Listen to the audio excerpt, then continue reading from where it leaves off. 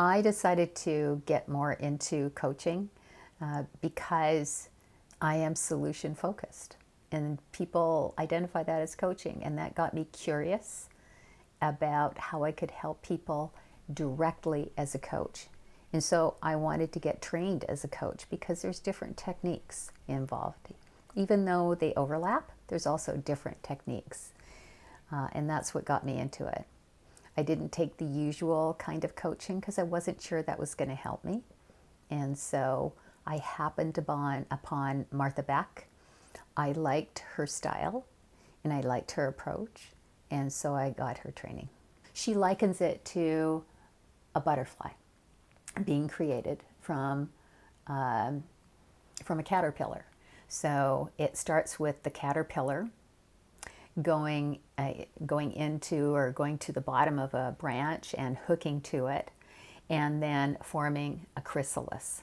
And inside that chrysalis, they dissolve completely. They're just matter. They're not anything. They're just this goop that's inside the chrysalis until they reformulate into what will be a butterfly. And the thing about the time that they're in the chrysalis is it seems like they're stuck because they end up in a place where they don't know what to do, where they've tried everything, they beat their head against a wall, and all they can do is start all over again. And that's when somebody actually gets help. Well, once they start to get unstuck, that's when they start forming the wings and the new body that they're going to have and start to dream big again.